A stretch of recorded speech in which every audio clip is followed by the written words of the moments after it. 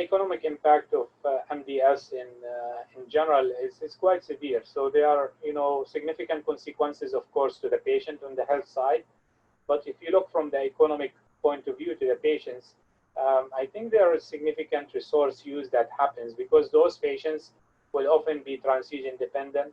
So they often will need to be coming to the center to receive blood and platelets. And these chronic transfusions actually can be quite costly. Unfortunately, most patients with MDS will rely on these transfusions when they have high risk disease, unless they achieve good responses with the therapy. But generally, the responses don't occur always, and they are usually not long lasting. So most patients will go into periods where they are needing transfusions and periods where they are not, and then they go back again to needing transfusions. I think some of the other aspects that are important is those patients are often hospitalized because they are at risk of infections. So they develop all kinds of, infections that end up putting them in the hospital and all the resources that are needed there. Of course, the therapies that we use for myelodysplastic syndromes are also can be quite expensive. There is the other types of economic costs, such as the time lost, by family members who are driving these patients back and forth and having to take time off work. Because MDS generally occurs in older patients, we don't see a lot of indirect losses related to loss of productivity or economic productivity of the patient because they are generally in their 70s. But in some patients who are younger, that could factor in, of course. And if you take all patients on average, because of the short survival with MDS in the more aggressive forms, of course, you have all those lost years of productivity for the younger patients. And I think also because bone marrow transplantation is quite an expensive procedure and we tend to do it in younger patients, that of course will have significant economic implications for the health system. I think the administrative burden is along the lines of all of those aspects we discussed. Coordinating care. Most of those patients will require a lot of coordination in terms of their visits. They often come to the infusion space or the clinic twice a week.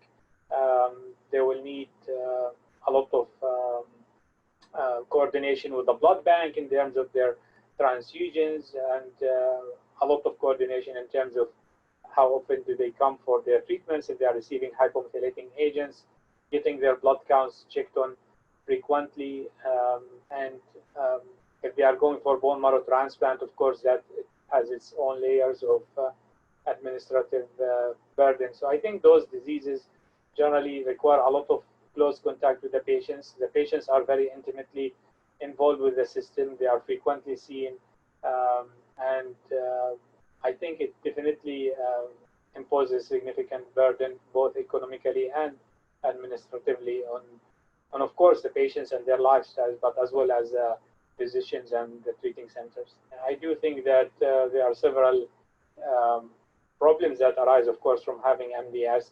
So myelodysplastic syndromes increases the chance of having several complications. One of the complications that we often see, for example, is iron overload, because those patients get a lot of transfusions, especially patients with the lower risk MDS who can live for several years and needing a lot of transfusions.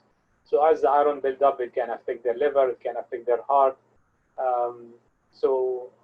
Other problems can arise, for example, cardiac remodeling related to the severe anemia. So we know that patients with transfusion dependence have higher risks of cardiac problems and liver problems and recurrent infections, all of those.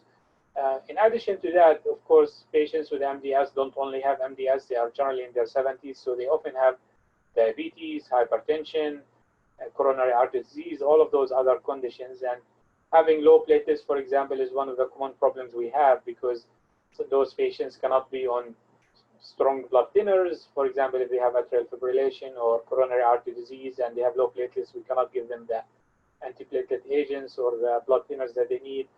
So this is one example, but generally the management of other conditions get affected quite a lot. And as physicians who treat MDS, we generally try to work hard with the patient and their primary care physician to try to coordinate all different aspects of care especially as those patients tend to see us quite often compared to maybe other forms of cancer management. MDS progression is a very, I think, difficult and unfortunately common situation. Usually what happens in most patients is that their blood counts will worsen, so they will need more frequent visits to the treatment center to get blood transfusions, potentially platelet transfusions. Their immune system will weaken. They will require usually more admissions for severe infections. Other symptoms could occur. Patients could have more fatigue. They are spending more time in the treatment center. Their quality of life will, of course, worsen. Their response to the blood transfusions might become lower, so they are not getting the same degree of improvement in their symptoms with blood transfusions. They can sometimes become refractory to platelet transfusions, which increases their um, chance of life-threatening bleeding and potentially increase the amount of time in which they need to come to the center to get more frequent platelet transfusions. In some patients, the disease can develop into a more aggressive acute leukemia, and those patients would need to be treated in the hospital for several weeks, sometimes with intensive chemotherapy. And all of those factors, I think, can occur in patients and make their quality of life somewhat worse.